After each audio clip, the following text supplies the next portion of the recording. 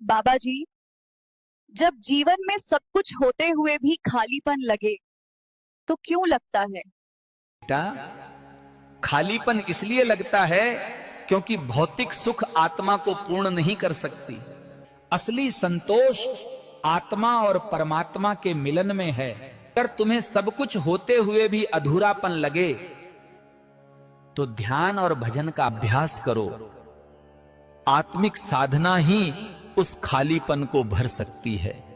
बाबा जी, दूसरों की मदद करने से दिल को शांति क्यों मिलती है?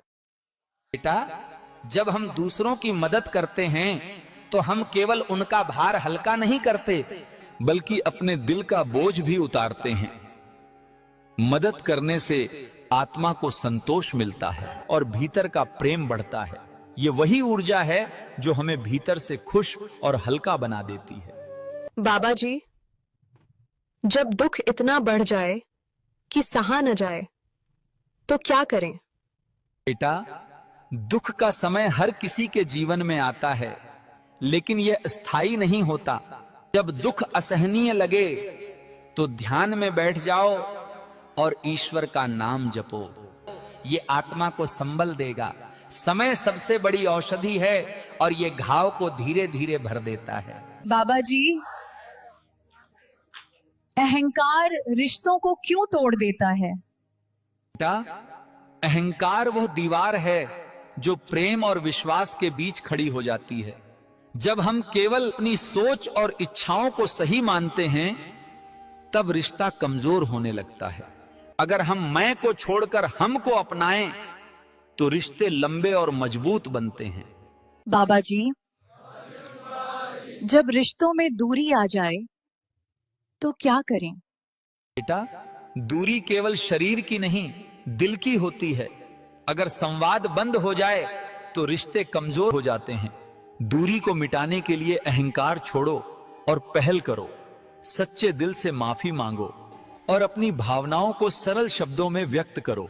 प्रेम और संवाद ही दूरी को मिटाने की चाबी हैं।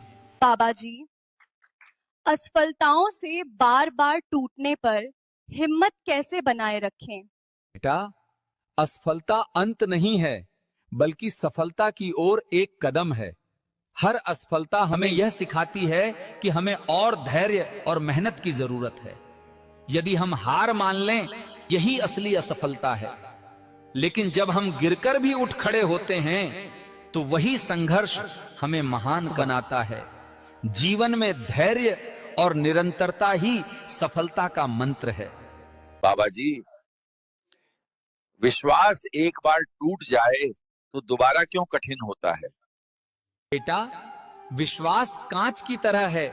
एक बार टूटे तो जुड़ तो सकता है, लेकिन दरार रह जाती है। इसलिए रिश्तों में ईमानदारी और पारदर्शिता सबसे जरूरी है। अगर कभी विश्वास टूटा भी हो तो सच्चे दिल से पछतावा और लगातार अच्छे कर्म ही उसे वापस ला सकते हैं।